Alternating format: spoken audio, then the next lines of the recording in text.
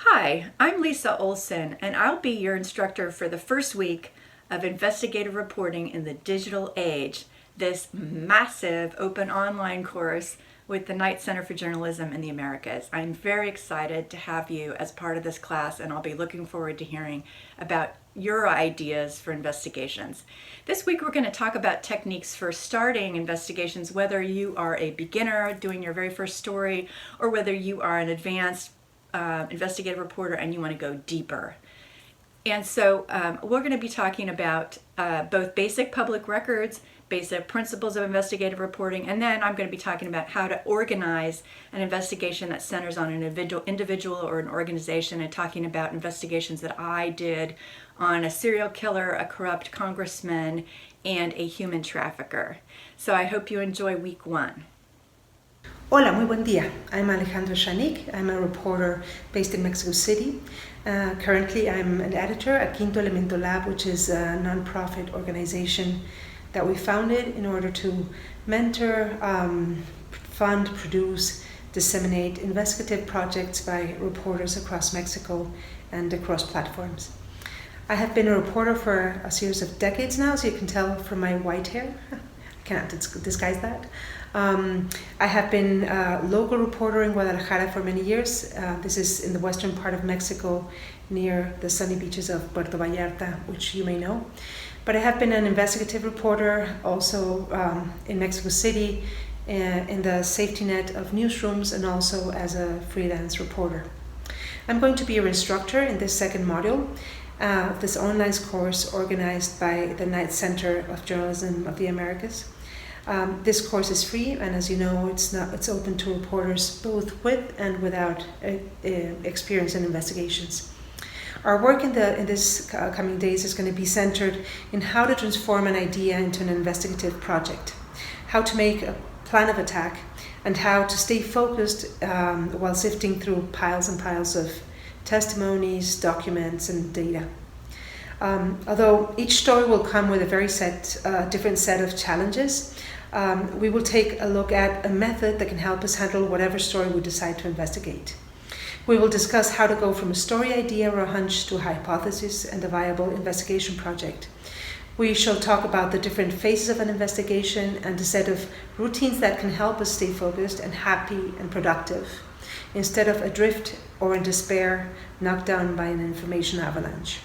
So be very welcome, and I am very eager and excited to work with you soon. Hi everyone, I'm Lee Zurich, the Chief Investigative Reporter and News Anchor at WVUE-TV in New Orleans, Louisiana. I'm also the Director of Investigations for Gray Television, a company that owns television stations in 93 TV markets in the United States. Excited to teach some courses online to try to help you become a better reporter, better investigative reporter. Really going to focus on three things. First of all, crowdsourcing and investigative reporting. We've had some great investigations where we've reached people online through crowdsourcing and had all of them contribute to our stories that have really given us some strong investigative stories that have made a difference. Next thing we'll focus on is social media, using social media in your investigations. We've had a number of stories. We actually put an elected official in federal prison because of us using social media to dig up some findings on him.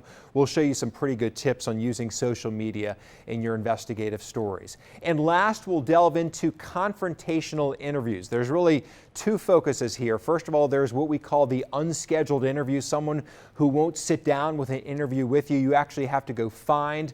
We'll give you some tips in those types of interviews. And then where you actually sit down with the subject. You're face to face with them and you're trying to ask some tough questions to get some information out of them. We'll give you some good tips on how to make those interviews stronger and better. So hope you'll enjoy the course, learn a lot as we get ready to delve into investigative reporting. Hi, I'm Denise Mallon. I'm the Senior Training Director with Investigative Reporters and Editors, and your instructor for week 4 of this course. In this module, we're going to be talking about one of my favorite subjects, which is using data in your reporting. At IRE, we're a nonprofit membership organization for journalists, and we do a lot of hands-on data training on skills such as spreadsheets, SQL databases, programming languages like R and Python, and data visualization tools as well. Before joining IRE, I worked at small papers in Texas and Arkansas, and I worked as a data and investigative reporter in Texas. In this module, we're going to be covering concepts such as gathering data, cleaning it, and analyzing it. Some of the concepts that you really need to understand before digging into data. We're going to talk about how it can help you in your reporting and some of the pitfalls that you need to be aware of before embarking on a data story. We're also going to be looking at some of those concepts in action by analyzing several examples of data journalism here in the United States and internationally. We're also going to give you a good list of tools that you can have in your toolkit if you want to start using data in your reporting. And we're going to give you a list of resources where you can go to help learn those different tools. And now that you've met your instructors, we're looking forward to meeting you and seeing you online at journalismcourses.org. Feel free to stop by and say hello and introduce yourself in the student lounge.